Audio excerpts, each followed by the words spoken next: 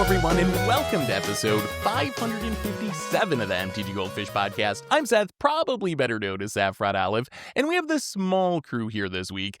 Krim woke up sick, he's on his way to the doctors, but I'm joined by Richard, the owner of MTG Goldfish. How are you this fine Monday, Richard? Cowabunga, Seth. do you know Cowabunga? Cowabunga, dude. Do you know Cowabunga? I do know that. I actually do know. I do know that much Ninja Turtles. It's here. The rumors have been confirmed. Teenage Mutant Ninja Turtles coming to Magic. And that's one of our big topics today. We're going to be talking TMNT spoilers, kind of our first impressions of the set. And then we got a bunch of other news. There's some pricing news. We've seen some collector booster boxes prices really moving around. Eternal Weekend was this weekend. We got some ethics questions, some fish mail questions, maybe Mark Rosewater and his blog talk. So we're going to talk Teenage Mutant Ninja Turtles and a bunch of other stuff. Before we do, we got a couple of sponsors today. Our show is brought to you by Card Conduit, the easiest way to sell your Magic cards. If you ever get tired of the hassles of buy listing, you can skip them with Card Conduit. You can use our curated service where you send in as many cards as you want with a buy list value of $1 or more and pay just a 5% service fee. And if you want to do a bit of work, you can use a sorted service where you list and sort your cards in advance and pay just a 2% fee. Either way, you're going to get a detailed report with the results in a fast payment once your order is processed. And you can even get another 10% off by heading over to cardconduit.com/MTGGoldfish. Card Conduit, it's the easiest way to sell your Magic cards. Our show's also brought to you by Heavy Play, advanced gaming equipment. Curved sleeves feature rounded corners on the bottom for improved comfort in shuffling. The sleeves are fully opaque, so you don't have to worry about double-face cards, and the front interior is always black. They're available in a wide array of colors, and you can head over to heavyplay.com/MTGGoldfish or use the code MTGGoldfish at checkout to save 10% off. So thank you to our sponsors for supporting the show. And let's talk some Magic, and let's start with the big news, which is the rumors have been going around of a Nickelodeon set. We had kind of narrowed it down to Teenage Mutant Ninja Turtles, and Wizards confirmed at New York Comic Con, TMNT is coming to Magic. Richard, are you a Turtles fan? What do you think? Just what's your first impression of this now that it's confirmed? Is that a show that you remember like watching growing up? Is there any nostalgia here? All right. I'm a 90s kid. Everyone loved Turtles. Okay? Like Turtles is up there, like Power Rangers, Turtles, maybe Dragon Ball. But Yep. like Turtles, like all my toys were Ninja Turtles. You know, I played all the Ninja Turtle games, Halloween costume. I was a turtle. I had a pet turtle, like many kids, and like many Ooh. kids, Yeah. I killed a turtle. Like yeah, like it was a big thing, right? Because of Ninja Turtles, everyone got turtles as pets, and you know, they're not easy to take care of, No. right? So No. I was the biggest Turtles fan you can imagine, and this set kind of does nothing for me. I'm kind of dead Really? inside. Seth. I don't know what it is. I don't know if the internet hate has finally gotten to me, but I'm just like,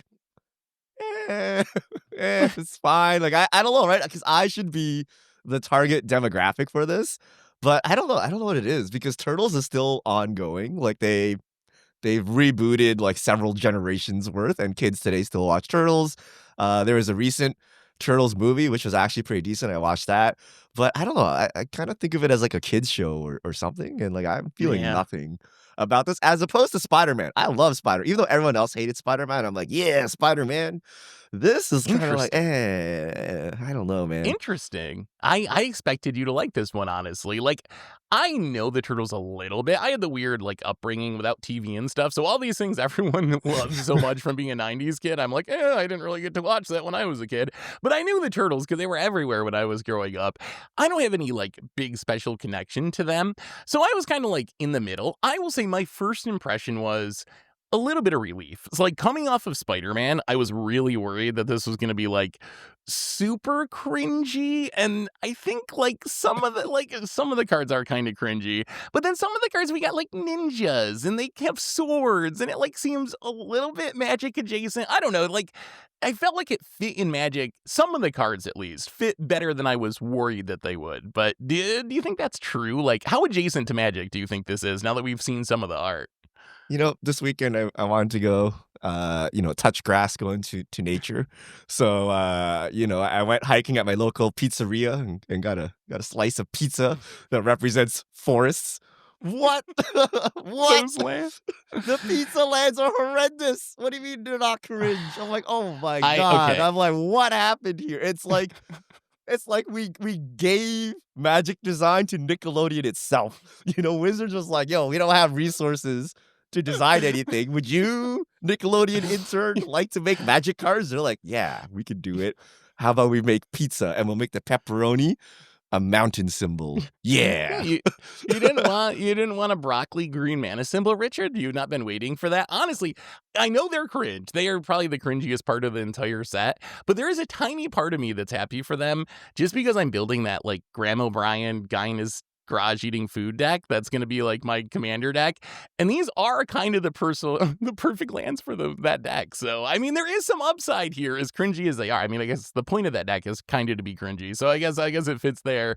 What about the rest of the cards, though? So the lands, like, look them up. They are like nothing we've ever seen before on a land in Magic.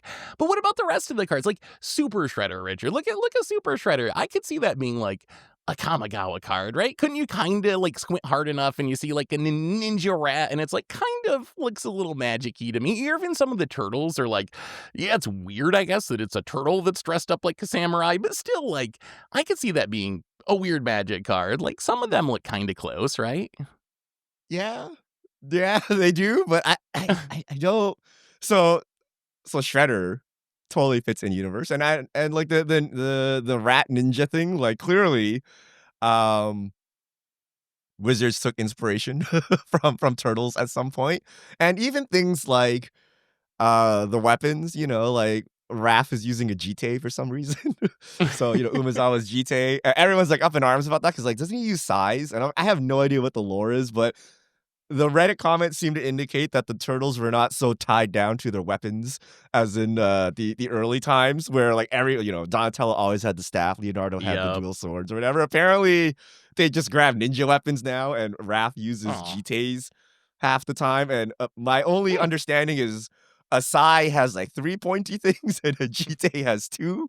That is the extent of my ancient weapons knowledge, but I don't know. I mean, it's fine, but then you see things like Turtles Forever, and that takes you out of universe, right? So Turtles Forever is Uh, actually kind of cool. So one of the questions I had coming into the set is which art style do they use? Because there's like the original 90s art. That's not even the original. There's the original cartoon, the original comic book, which is like a dark, gritty comic book, and then they adapted it for the 90s cartoon series.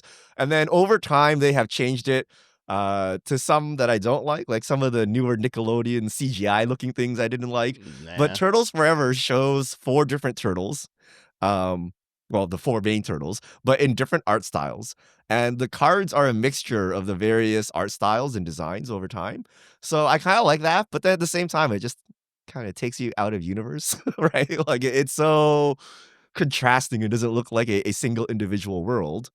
Yeah. And then it's also Return to New York City, which is I guess, our second Blocks set. blocks are back, Richard. Blocks are back. We're going to New York City block this year. Right? And New York City has a problem in which there's like no actual nature, so we have pizza lands, which isn't Yeah. even true, right? Not Golden Gate Park. What's it? Oh, Oh, what's that yeah. park? Yeah. Oh Well, my I can't god. think of it You know what either. I'm It's talking very about. Central Yeah, Park. Central Park. Central Park. Yes. Yeah, of course I've been to New York and I've forgotten about that. But yeah, there's and then these cars are okay. The Yeah. other weird thing that immediately people have pointed out is the multiple versions of turtles. So we already have 3 Leonardos, I think. We have Yep. 2 from the commander set, 1 from the main set, and you're supposed to get a turtle in every pack. Like there's only like 4 There's only turtles, 4 right? of them, Like right? Yeah. maybe Like. like 5 or 6 depending on like what you count, but like we're going to get a lot of duplicates. And Spider-Man, people complained about having too many Spider-Man, but like they were all actually different, right? Like Spider's Man is actually different from Scarlet Spider, which is That's actually true. different from Peter Parker Spider-Man, right? But like this is the same Leonardo, right? Like with random titles that I don't know have appeared anywhere. Like if I'm like, who's the sewer samurai, Seth? Would you be like, yeah, that's Leonardo? Like I'm not even No. sure. No. I'm not a big enough Turtles fan to know. But there's a lot of like duplicate turtles. And then there's also like combined cards. So we have Donnie and April, a dorkable duel. We have Heroes in a Half Shell, which is a 5C Turtles Turtle commander. power. Yeah. Oh, wow, Seth, you know turtle power I as knew that. well? I knew that. Yeah. See? Wow. See, I've been watching Pop Culture Jeopardy so I can learn this stuff. They put it on Netflix, and I'm catching up with all y'all. what What do you think about the response to this, Richard? So I would say the response to me, and I don't know how much of this is just Spider-Man carrying over and how disliked that set was, but for some reason, last week or two, it's almost felt like the dam has broken, and I've just seen so much criticism of Universes Beyond, of Turtles. Like, is it the 4 Universes Beyond sets next year? Is it Spider-Man was so bad, people are just like, it's tainted the whole thing? What do you think of this, like, just super negative response? Like, is something different now, or is this just the internet complaining this week, and a week from now, we're gonna be on to Avatar, and everyone's gonna forget about all this? I think it feels like they sold out, which is like, people have been claiming this for a while, right? But like when you look at Spider-Man and all the like alternate borders and treatments, you're like, they kind of cared, right? Yeah. Whoever designed this like loves Spider-Man and they understand the appeal and like the comic book frames and like the comic book covers and the sagas, like all those are really cool. And then you're like, okay, maybe the card design's a little sus, right? Maybe pick two draft sucks, right? But you're like, I can see like kind of what they were trying to do. Turtles, I'm like, I don't really know what's going on here. It feels like they just slapped some cards together. Um, and I don't know. It, In it could be that the hate has finally caught up and we've succumbed to it, and it could be just the same. I think the difference will be gameplay. This Yeah. was like fully designed to be an in-universe set, theoretically. So the drafting aspect shouldn't be like cobbled together. So hopefully we have like a real draft and it's like Final Fantasy levels, and then all will be forgiven because the gameplay is great. But so far the design and the mechanics are kind of like, I don't like them. I kinda like, well, it's kind of fun. Mechanic-wise, I kinda like the mechanic because, the one we've seen so far is Sneak, and it's basically baby's first ninjutsu. I think it's like ninjutsu, but simplified without some of the weird, like, fringe tricks you could do in ninjutsu, and I always thought ninjutsu is a fun mechanic, so I do like ninjutsu coming back, although it's hilarious to me that we had like 30 years where only ninjutsu existed, and then in the last 6 months, we've had 2, like, pseudo ninjutsu mechanics because we had the web slinging mechanic in Spider-Man, and now we have the sneak mechanic from the Teenage Mutant Ninja Turtles set, so they're really going back to that. As far as drafting, I believe our editor Niantic pointed out, and I'm trying to find where he actually said this, but I believe he pointed out that this is also probably gonna be a small set. If you go by when the, like, collector booster cards start, it's gonna be, like, under 200 cards or something similar to Spider-Man, which makes me worry that it might be another, like, pick 2 draft set where, Wizards, when they get an idea and they go super hard on that idea, and then it takes them a while to change course if the idea doesn't work out, so we'll have to wait and see on that end if it actually is, like, a full set for draft or if it's Just another be kind of pick 4. Spider-Man pick 2. Yeah, You pick 4 turtles in your pack, it's Yeah. basically just sealed. You get a Which is turtle in actually every pack. better. I'd rather play sealed than like sealed is much better than pick 2. Like Yeah. people think like because you're picking 2, it's like between sealed and draft, but it's not, right? Because like your options are kind of limited because your colors get cut. But can we talk about Sneak, Seth? Yeah, I want to let's complain talk about about it. Sneak. Okay. Um, so obviously Wizards spoiled a card with Sneak, and there was no reminder text on it. So we will have to combine 2 cards at once. So let's talk about Leonardo Sewer Samurai. 3 and a white to cast, 3/3 legendary creature, mutant ninja turtle samurai. The set symbol is the turtle face, by the way, and it's kind of just Mhm. like kind of out there. Sneak 2 and a white. We'll get to that in a second. Let me read the rest. This thing's a book. Double strike. During your turn, you may cast spells with power toughness 1 or less from your graveyard. If you cast a spell this way, that creature enters with a finality counter on it. And then sneak. So I'm gonna read it off of Raphael's technique, which is an instant. You may cast a spell for its sneak cost. If you also return an unblocked attacker you control to hand during declare blocker's step. And I believe the official Wizards account confirmed that the creature is coming in tapped and attacking, similar Yep. to ninjutsu. So the difference is ninjutsu It's just return an unblocked creature. And you can do that anytime you feel like it. So you can do it after damage has been done in the post-combat phase. You can do it after first strike damage has been done to get like double strike at home. There's like weird timing things you can do with it. But otherwise, if you use ninjutsu the intuitive way, it's kind of the same thing, except now you can ninjutsu non-creatures, as Mhm. evidenced in Raphael's technique. And it's called a new word. And that, Seth, rubs me the wrong way. Like, why do we need to keep fixing mechanics? Why did we not just fix ninjutsu as a whole and slap ninjutsu on this card so that we don't have these like super parasitic mechanics that kind of do the same thing, but not really? Like, if you don't want weird timing things confusing new players, fix ninjutsu, slap ninjutsu onto this card, and then now we have ninjutsu support in Turtles as opposed to sneak support, and then your ninjutsu deck is just wallowing, in the past times. And you know what in Magic actually uses ninjutsu? It's ninjas, like the Teenage Mutant Ninja Turtles. Like, why did we have to create an entire new mechanic when it already is the ninja mechanic? I don't really understand. I don't really understand the reason that we needed to have Sneak be a mechanic either. Like, we just went to Kamigawa, what, 3 years ago, 4 years ago? I guess it's been a little while now, but fairly recently, and they brought back ninjutsu. It's not like it's banding from the early 90s and some mechanic that we're never going to see again. Why do you think they did this? Like, is Sneak, I don't even, you probably know Turtles slightly more than me. Is Sneak like some important word in Turtles lore? Nah, I didn't think it they would do was. Like, ninjutsu. They're yeah, like, ninjas. yeah, I don't know why I don't know why they had to do this. And I think like the changes to it, it makes it a little bit simpler. But ninjutsu is still pretty intuitive. Like, yeah, maybe it takes you a while to like get the trick of doing it after damage is dealt or whatever, but you're still gonna play it pretty correctly. Like, yeah, you might not get all the tricks, and I think there's an upside to that. Like, you don't need to dumb down every mechanic for new players. I think there is part of your Magic journey is like learning those tricks, and you start off playing ninjutsu the simple way, right? And then one day you're like, oh my god, there's actually a window where I can do this at the end of combat after I dealt damage, and you feel like you leveled up and you feel like you're like getting better at the game. And I think those moments are actually like important. I think those are moments that like get people hooked on the game and keep them coming back to the game.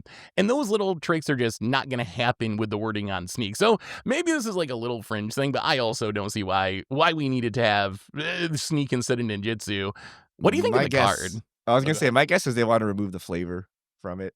So, like, Yeah. obviously, Turtles, ninjutsu makes sense, but what if they wanted to put ninjutsu onto Spider-Man, right? Or they wanted your thief to do ninjutsu or whatever, right? Then you're like, what is this? So we'll just use sneak. Everyone can It's use sneak, but then it kind of removes the point of the plane and like the original card itself. You know what I mean? Like if you just remove all of the flavorful aspects and put in generic verbs, this is like kind of useless.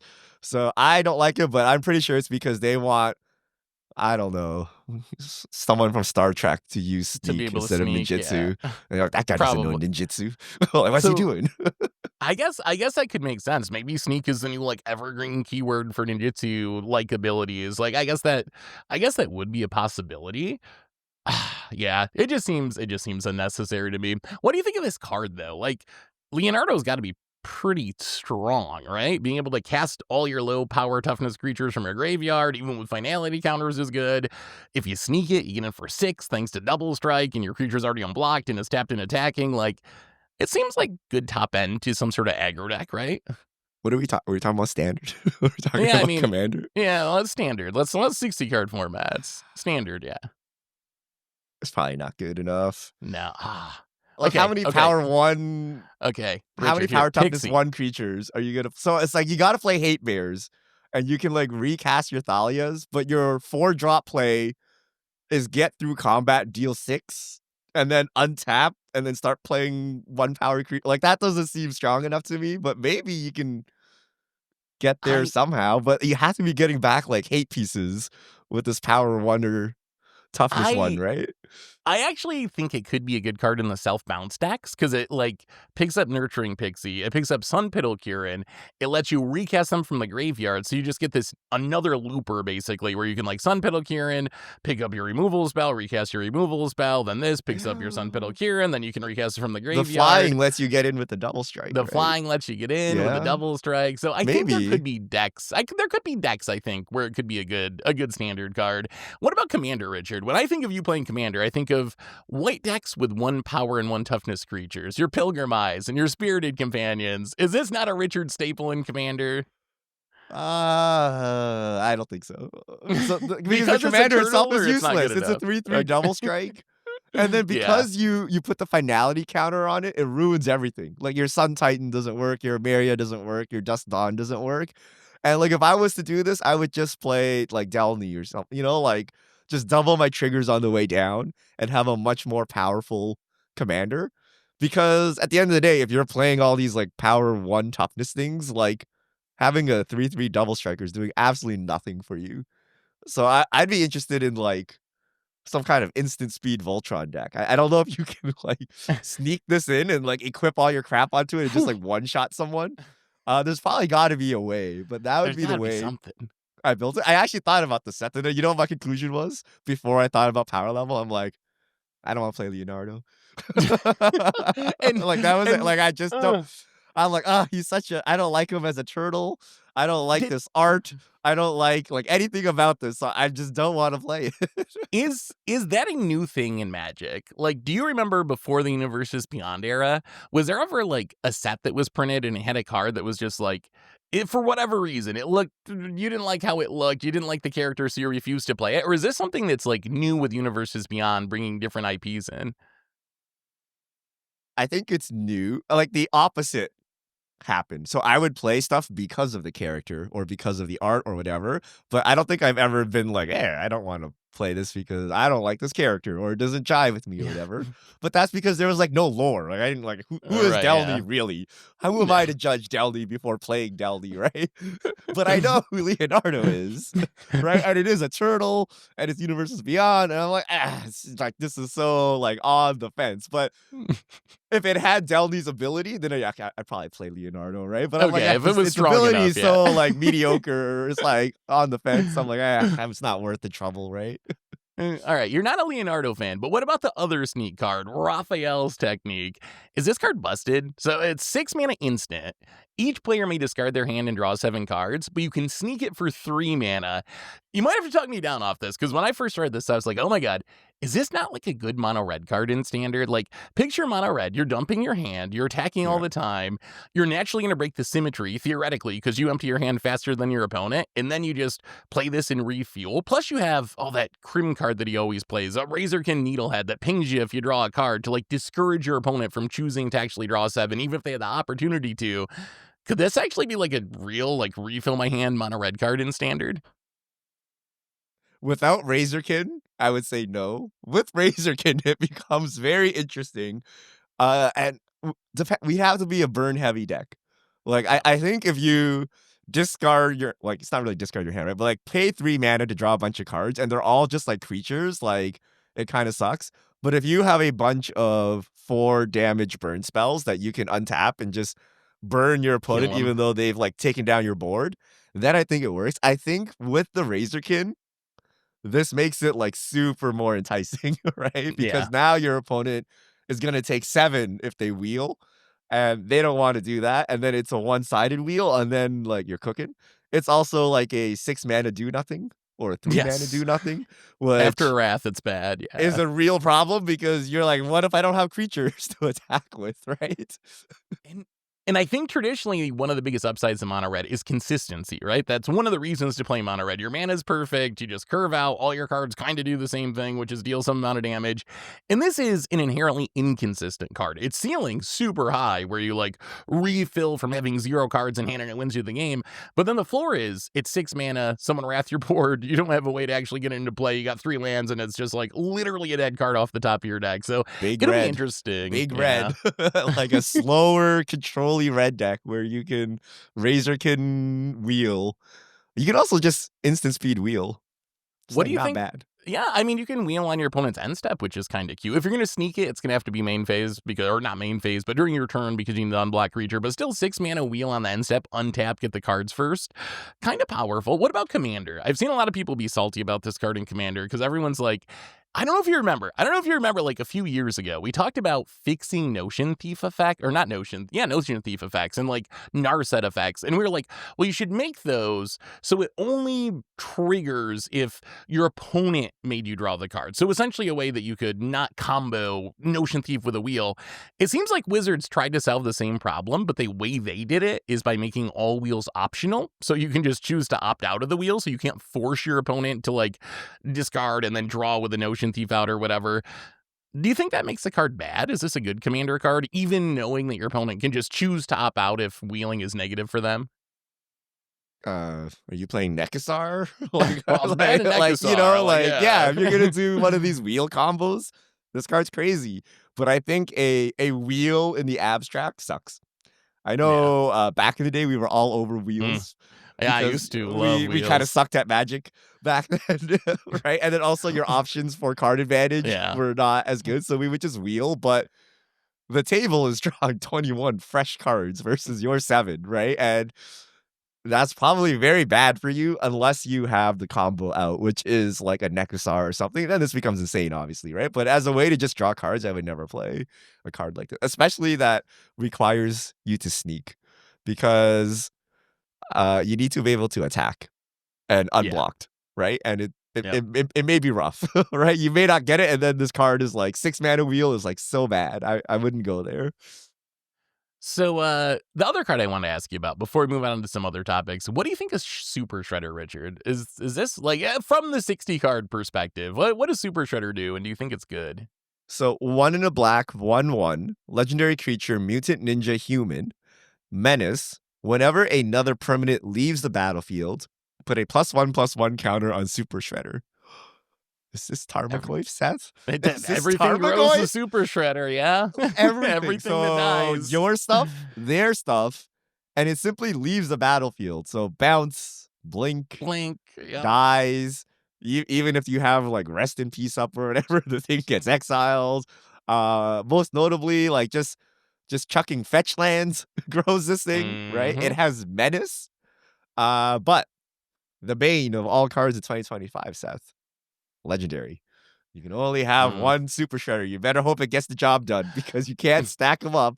But this thing's gonna get huge, right? This is effectively a 2 mana, like 3/3, 4/4, depending how old you get, right? In the older formats, this thing is probably gonna be huge, right? Because Oh, right. you fetch, your opponent fetches. It's already a 3/3 menace, right? You remove something, you bounce something, you use a treasure.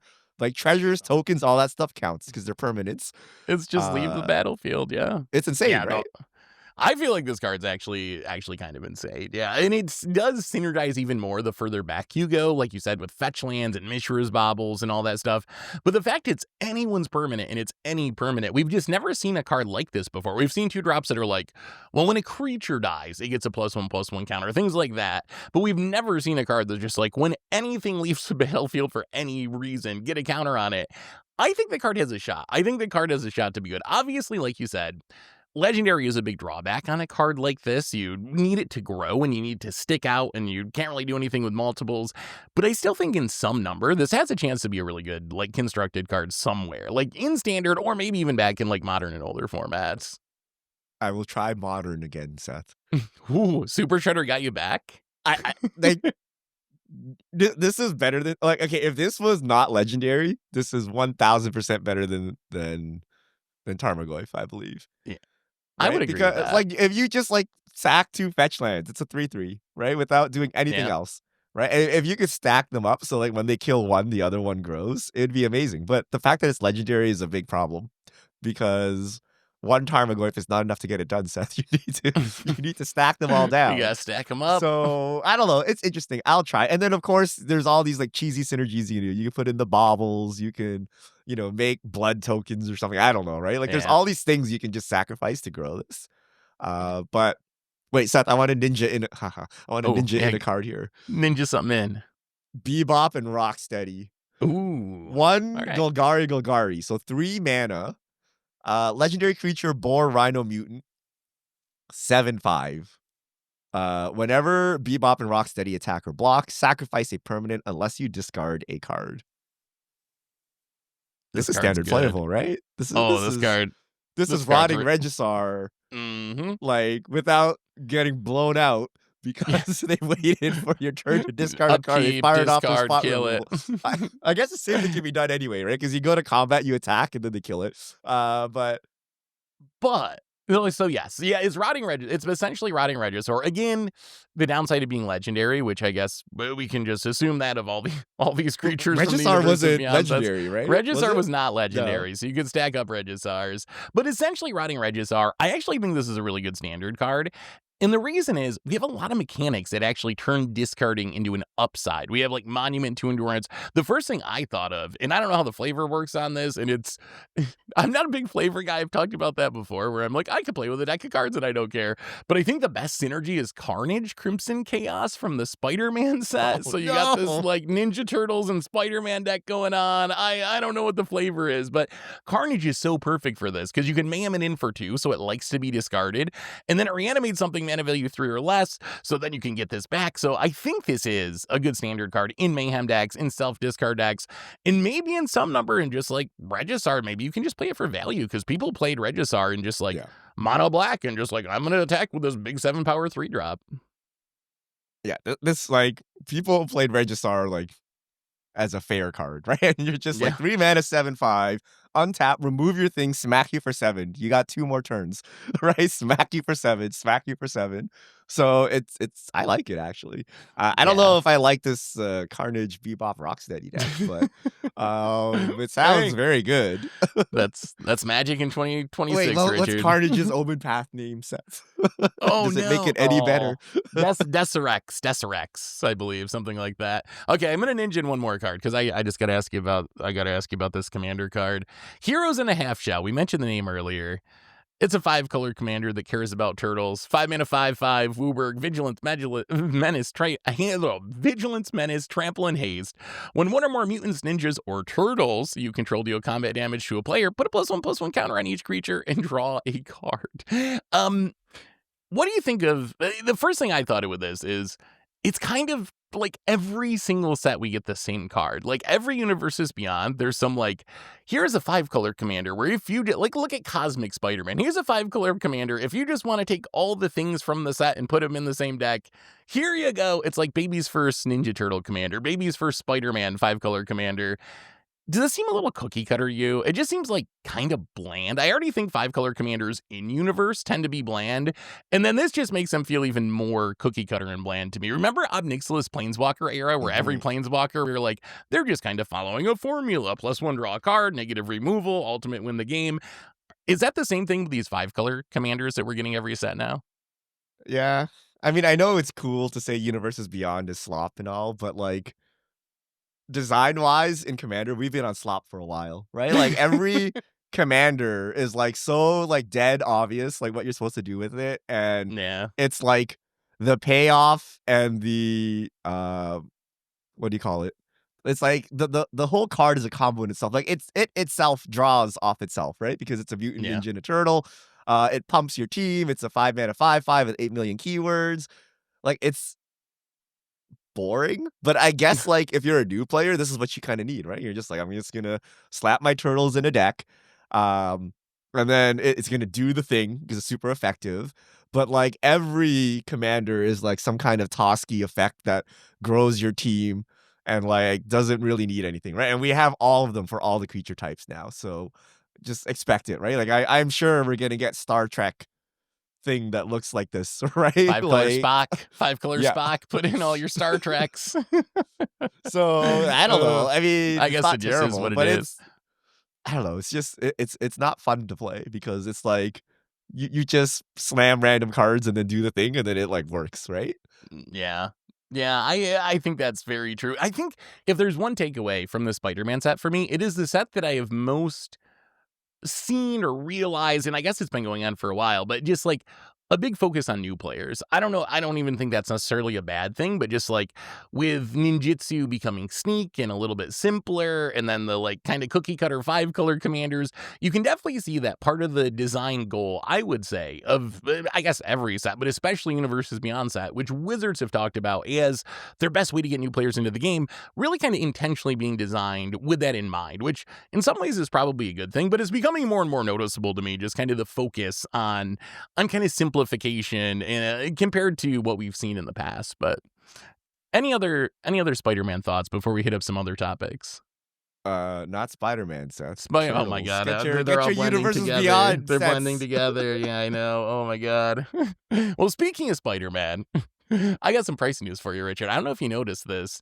Spider-Man collector boosters, $465. MSRP, It's MSRP. $455. They are essentially down to MSRP after shooting up to almost $1,000. And the other news of the week is Avatar, which nothing has changed. We haven't got any new spoilers or anything. Avatar has dropped from up at $1,100 in mid-August to $600 today. Which, why do you think this is happening? Is this just like all these speculators and scalpers were like, oh my god, Final Fantasy, all these sets, these future Universes Beyond sets are going to be the same way and we're going to make so much money. And now Spider-Man kind of flopped financially, at least as far as like selling for way above MSRP. And now they're like, maybe this isn't as guaranteed of a way to make money as I thought it would. What do you make of these huge price drops on collector boosters? It's great. They're Oh, still yeah. too expensive, right? Like if you go back to the olden days, we're like $100 a booster, right? Like maybe 200 for some shinies. But I think people are scared. People always blame scalpers, but I don't think they understand that like they themselves are the scalpers, right? Like I'll give you an example because this happens in One Piece all the time. People complain about scalpers, and I'm like, but like we're all scalpers, right? Because one Final Fantasy is so difficult to attain, right? And collector boosters are $100. If you just go to Walmart to buy some groceries and you see some random Final Fantasy packs there for $30, and you had no intention of buying any magic cards today. Your deck is done. You don't need anything, but you see a $30 pack when it's normally $100, you just buy it. And chances Yeah. are you buy all of them up to your conscience level, right? Some people see like 5, they'll buy 5. Some people be like, oh, I'll just take 1 and save 4 for others. Other people be like, yo, let's call all our friends. They're all gonna come in and buy them, right? But Get them it's all. effectively the same thing, right? Like you're the same as the scalper, even though you mean well, but you're just buying things because it's like cheap. You're making money, even though you're not actually selling them, right? Like you're getting it at a discount. Yeah. And when you see Spider-Man tanking, you're not going to do this anymore, right? And then scalpers, obviously, who are trying to turn a profit, are not going to do this anymore. So the price keeps getting pushed down. I think at some point, someone's going to scoop them all up. And I think That's probably not MTG finance advice, but in the future, you're gonna look back and you're like, wow, like you could have got Spider-Man like pretty cheap at some point because there is this the Soul Stone or whatever in there, right? There are the Spider-Man chase cards, but I do think everyone is spooked, right? It's no longer if I find this product at MSRP or cheaper than like just around MSRP, I will just buy it because I'm getting so much value, right? Like, like I can open Surge Foil Sephiroth or whatever, right? But so I don't know. The surprising thing is Avatar, right? Because everyone's like, well, Turtles, Spider-Man, but everyone's like, oh, Avatar, the greatest thing I've ever seen, like, oh, weebs, anime, whatever. And that has taken collateral damage, right? That is like kind of basically half of its peak, right? From 1100 Yeah, very close. down to 600. So that is the more interesting one there where people, at least in the online communities, kind of like universally loved Avatar, and then that thing tanked. So that's something to look out for. I think overall, I think you nailed it, but I think overall, like, it feels like good news. It feels like some amount of sanity being restored to the market after like all the hype and like the bubbliness of Final Fantasy. And I think it's just like objectively true that value-wise, Spider-Man shouldn't have been selling for $1,000 a box. It's very likely that Avatar probably shouldn't be selling for $1,100 a box. And I think we forget that like $500 a box, $450 a box, $600 a box, that is still an absurd amount of money for a collector booster box. Like, it was only a couple years ago that I was like, $300 for a collector booster box. That's insane. Why would I ever pay that amount of money? And now these are like double that price, and they somehow feel cheap compared to where they were a couple months ago. So I think it's a good thing that prices are normalizing, and hopefully that actually sticks and it makes things a little bit more accessible for people. Anyway, let's move on. Let's move on to some other news. This weekend was Eternal Weekend, and I got to bring up this deck because this deck is sweet. I watched a little bit of it, not as much as I wanted to because I had other stuff I had to do this weekend. But during the legacy part of Eternal Weekend, a player named Jacob Murray came in with his brew and made it all the way to the semifinals. One match away from the finals. I don't know if you saw any of this, Richard. The deck was Legacy Smallpox, and it's built around an Edge of Eternity's commander card that I didn't even know existed, a Mundian Hatchery. It's a land that taps to make a black mana, and you pay a life, and you put a hatching counter on it. And then when the land goes to the graveyard from the battlefield, you get a 1/1 black insect creature token for each of the hatching counters. So this was a like loam Smallpox deck where you're trying to like power up this land with a bunch of counters, and then you could like wasteland yourself or Smallpox it and get a bunch of insects and use those to win the game. You also got like Tarmogoyf in there, Hogak in there. The deck looks super cool. So I don't know, the deck just had me hyped to see someone actually like having a lot of success in a big tournament with what seems like a pretty sweet brew. But what do you think? What do you think of the Smallpox deck? What? The hatchery is enough to finish the game? What? The hatcher? I mean, you got a couple Hogaks in there, I guess. Couple Like you just make like but... 2 1/1 insects, and then you like you smallpox them. You sack this thing.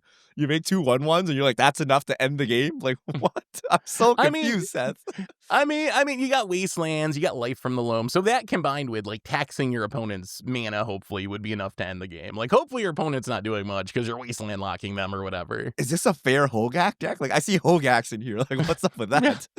It is. It looks like a super fair Hogak. Like, I guess it's just for like value. Kind of the Hogaks didn't even really make that much sense to me. I was like, I'm not even sure what those are doing in there. But yeah, I mean, it worked. Wrote it all the way to the semifinals. I'm sure everyone was super confused on how to sideboard against this deck. They're like, what? Like what? Yeah, no one had any idea what was going on. But it's nice to see that brewing can still have some success in Magic, even in formats like Legacy, which was pretty impressive. So shout out to the Smallpox deck. Oh, Richard, so we got a fish mail, and this fish mail leads into something I wanted to talk about. This came from Talarian Ninja over on Blue Sky. Said, is Standard too big to balance now? Before last rotation, there were almost as many base cards legal in Standard, just over 4,000, as in Vintage back in 2000. And that was mostly before the 6 sets a year cadence. Before rotation, there were 1,857. Rotation 2020, there were 1,857. So is Standard too big to balance? And this got me thinking. So I did a little research, and this stat blew my mind. When Modern launched, Richard, in 2011, you had sets from 2003 to 2011. There were 5,304 cards that were legal in the format. Right now, Standard has 3,438 cards, and we're getting 8 more sets before we have rotation in January 2027. So by the time we get to the end of last year, 2026 Standard will have more legal cards than 2011 Modern, when Modern launched. Is this explaining a lot of like why Standard is so busted and so powerful? Has it just gotten too big to actually be realistically managed? Nah. Right? I mean, like, okay. If every set, like some Amulet Titan Master Brew comes out, if like someone like pulls out a Lantern Control, you're like, okay, like who would have foreseen this like pile of jank crap, like, becoming tier 0? But it's like VV Cauldron. Yes, that took like so much foresight to figure out that this was the thing, right? Like, yeah, Corey Steel Cutter plus Ops. Like, like I don't think it was like the overabundance of cards, right? It's like the most obvious looking synergies are broken. And that just shows like no balance, as opposed to they tried hard and like, here's some weird Amulet Titan deck that someone came up with, right? Like the Emery Hatchery thing you just talked about, right? If those were the decks that were breaking Standard, I would give the balance team some kind of slack. But this is just like, they do no testing. So it doesn't matter what the size of the pool is, right? Like, It's So literally like old modern. Like we actually didn't test anything. We just made this random format and then we're gonna balance it as we go, right? Like it's kind of like that old design where they never tested for modern or vintage or legacy. You know, they just had one person somewhere do a once over, like I guess it looks fine, right? And they're like, our focus is ship it. standard, right? So it's like whatever, right? But that's how they approach standard now. So no, I'm not giving them that out, Seth. You can see Okay. VV Cauldron from a mile away, okay? Yeah. Okay, I agree. I agree that it wouldn't it wouldn't explain like the outlier cards. It's not gonna explain VV Cauldron. It's not gonna explain Corey Steelcutter. Those were design mistakes. Those are lacks of testing. Blah blah blah blah blah. I will say, I do think it does account a little bit for just like the general power level of the format. We've had a lot of conversations about standards a turn 4 format now, when a decade ago, Modern wasn't supposed to be a turn 4 format. There was just a video by, I think it was Doomwake this past week, talking about like how so many different decks in Standard can kill you on turn 4, which is just something that's not normal. Before the last round of bannings, we talked about Standard being a turn 3 format, where there were multiple decks that were trying to kill you literally on turn 3 in Standard. So I think the larger card pool does explain some of that. Just like having more cards is going to lead to faster games, more synergies. Like, so I think it does explain some of that for me. But I also agree that I mean, VV is a mistake, regardless of whether you have 200 or 20,000 cards in the format. Like, it's just a design mistake. Also, they're half commander cards, so I don't know what we want what we want to do with that. Like, yes, the pool is large, but a lot of them are clearly not for 60 cards. Yeah, like But a big chunk are for draft, a lot are for commander, and then you have a handful that are actually for standard. Yeah, yeah, but even draft is balanced around 1v1, right? So that's true. they're balanced around their rarity. But yeah, I mean the point still stands. Like standard today is larger or will be larger than what modern started with. Yeah. And I think like that's theoretically a good thing, right? Like as the game gets more popular, people should have more choices to build their decks. The problem is like it doesn't actually matter how big standard is because only the top like 0.01% of cards see play, right? Like it's the top 100 cards or whatever that see play everywhere, and then the rest like kind of do nothing. So I would rather that spread be much more evenly distributed. And then, you know, if you want to play your Turtles deck, play your Turtles deck. It's like legit, right? And you can play your Spider-Man deck and you can play your Avatar deck. But currently, you can't do any of that, right? You're just going to play like the one broken meta deck. And then, like, VV that's it. Cauldron, let's do it. VV Cauldron mirrors all day. And Yeah, whatever. I Oh, think that's coming up, right? We got like 3 weeks left of that. That's yeah, we have expiring soon. yeah, under a month now until we get bannings. I've been counting. I think it's 27 days as of today. We're getting there. I'm gonna make. Do you ever make like those chains when you were a kid to like count down the days till Christmas or your birthday? You remember that? I'm gonna make one of All those right. and hang it in the back We're of my gonna make the office to count VV down until Cauldron Advent bannings. Yeah. calendar. Yes. There we go. Every day you open it, there's a new standard card that's being pushed out by VV Cauldron. And after 28 days, they assemble into a deck. Then it's the other shocking part of that stats is we had in Modern 8 years of sets, and by the end of next year, when we have all those sets, it was 3.5 years. So I think it also just shows how many more cards we're getting each year. Like, not only is it more sets, but like there's more legal cards in those sets. We're getting cards like twice the rate we were back in the like early 2000s, which is kind of crazy. Anyway, I want to bring up something else before we get to the end of this cast, which is Mark Rosewater's blog. I know you check the Magic Reddits like I do, Richard, and you probably noticed that there are a lot of posts. There always have been, but I think there's been even more lately, which is essentially Mark Rosewater said something on his blog about whatever. Sometimes it's Universes Beyond, sometimes it's design, sometimes it's just some random thing. And I've been wondering, like, how should we as a community take those posts? Like, how do you look at these posts? When you hear Mark Rosewater say something on his blog, do you take that like, this is Wizards' official company line that, like, you know, is being sent out to the community? Or is this, you know, just some random guy kind of talking off the cuff on his blog? And you should be like, okay, that was cool and entertaining, and maybe I got some tidbits, but I don't take it too seriously. Like, how much weight should we put into that? 0 weight. I don't know. So I mean, like Mark Rosewater clearly works for Wizards of the Coast. Yeah. I don't. So some people are like, oh, he's intentionally deceiving us or whatever. Like, I don't think that's happening. I think he is trying to give you an honest look into the process, right? And he doesn't know everything, so he's just telling you from his perspective. But obviously, he also works for Wizards of the Coast. He's not going to, you know, say like super negative things or, leak whatever. It's called being a professional, right? If he wants to Yeah. work at Wizards of the Coast, he can't just be like, yeah, well, yesterday we had a meeting with 5 idiots and they like vetoed my idea. I'm like, he's not going to say stuff like that. But I do think most people misinterpret what he says, or like, I don't know, they like go back and they're like, yes, in 1997 I found this quote from Mark Rosewater and it's like the opposite of what he said yesterday, right? Like clearly he's a hypocrite. I'm like what? Right? Like they're digging up like old stuff, they're digging like out of context stuff, right? It's like I believe that whatever he tells us at the current time is roughly correct, right? And that doesn't mean it's the complete truth. It doesn't mean anything. It just means like roughly that's an inside look. But again, that like kind of means nothing. Like what really matters is like what ends up happening, right? Like Yeah. if he says he hates Universes Beyond, like it means absolutely nothing to us. Like are they still gonna make Universes Beyond or no? Right? If he says, Right. "Oh, I hear you guys," we're taking all the feedback. Does that mean anything?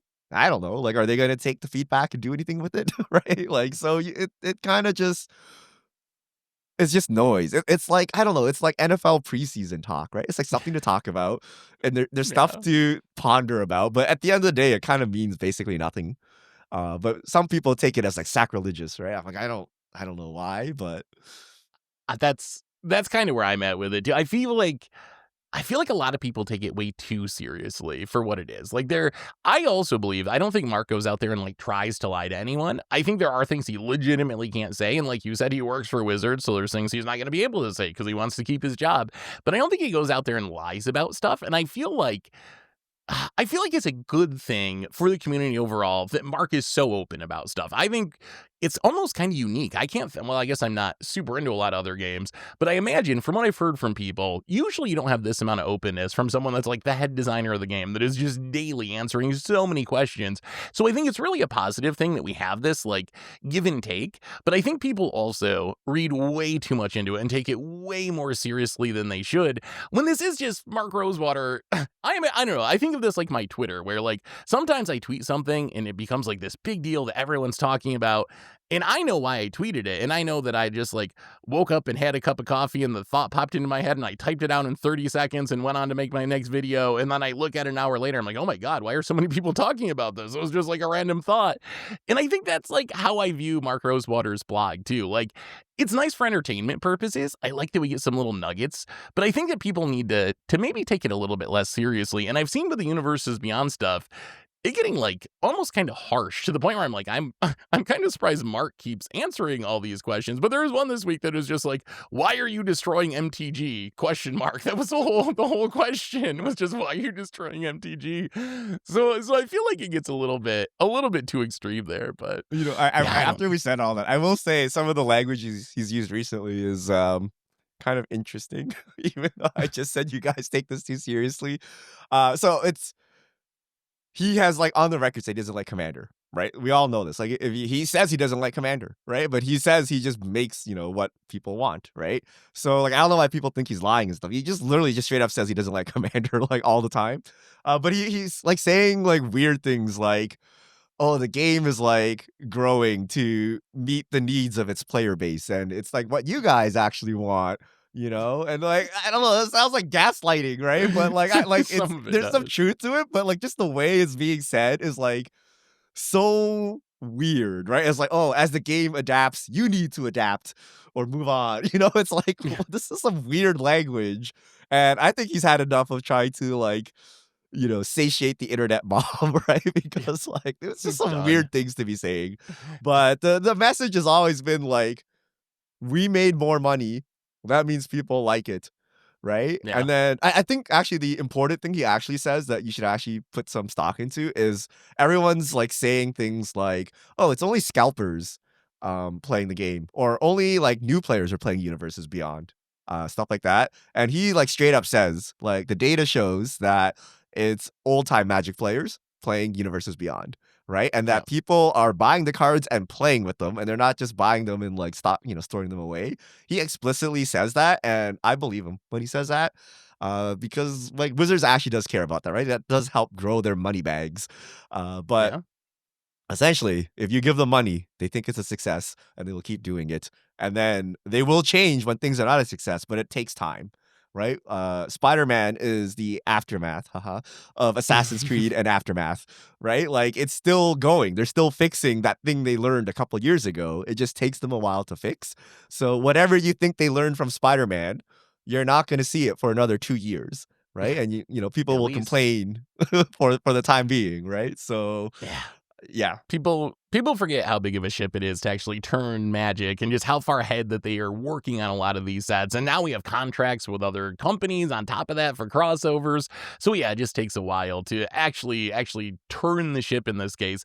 The other thing I'd say about Mero's blog is it's also just like a wealth of knowledge when it comes to just game design stuff. Like the stuff that's like the future of Magic or whatever the current controversy is. I kind of take a lot of that as like it's Mark's opinion, and as much as he can actually say given his position and NDAs and all that stuff. But when it comes to just like game design stuff, I think that like that's where I really value what Mark has to say, because I really have a huge amount of respect for Mark as a person and a game designer. And that's the stuff that I find super interesting, is just his random like game design type stuff and history stuff that you wouldn't get anywhere else. And I have a little fear that like if we're too mean to Mark, he's just going to eventually shut down his blog, or maybe he's so much of a glutton for punishment he's just going to keep doing it. But I think it would be a sad day for Magic if we actually are so over the top to Mero on his blog that eventually says, it's just not worth doing and I'm just going to shut it down. And I think we'd be worse off for that if it got to that point. It's simply not worth it. Like if I was Hasbro, I would have shut down Mark's blog for so like it's not even it's like Mark is pretty high up in Magic. Like his thinking time is very valuable, and it's not worth wasting on us plebs, essentially. You know what I mean? Like we're making him like answer like random questions when he needs to be thinking about like the bigger problems in Magic the Gathering. So from like a cost perspective, it's simply just not worth his time, like for Hasbro to pay him his salary to talk to us, and it should go to a community manager, right? But Yeah. because there's this historic trend where he's done it forever, and like he's it's part of his routine and whatever, like he kind of just keeps going. But I would imagine the person that replaces Mark in the future does not do this, right? Can you imagine like like the CEO of some company just like engaging like every day like for like 5 hours with people? Like it sounds great in theory, but then they're not doing their CEO work or whatever, right? Like they got to actually do their real work too, right? Hey, have So you seen how many tweets Elon Musk puts up each day, Richard? And he runs a pretty actually, big company, so this is true. This is all true, actually, right? Maybe they don't actually do any work whatsoever, or but maybe it's not Mark Rosewater. It's Robo Rosewater or something in the background, yeah, just like it's just writing AI, all these AI Mark comments. Yeah, Rosewater it's just put it AI, out. right? Because the man I needs to do work. And, yeah, how can and you work after you mental boom reading these comments every day, Seth? exactly, and like I think it's also probably. In some sense, it's a positive for Hasbro and Wizards, because you have Mark out there that's like sometimes defending things that they do, even if they're unpopular.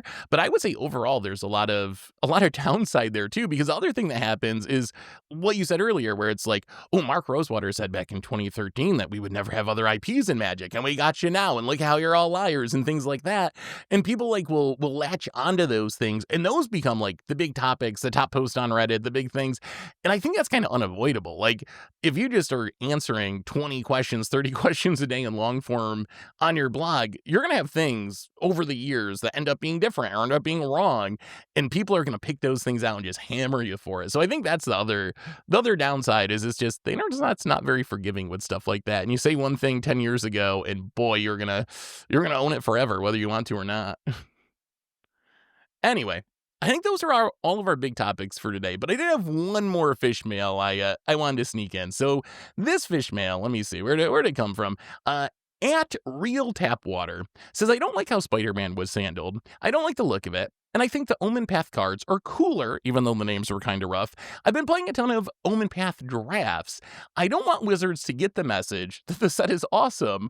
What should I do? So basically, I don't like Spider-Man. I don't want to support Spider-Man, but I kind of like Omen Pass, and I want to support Omen Pass.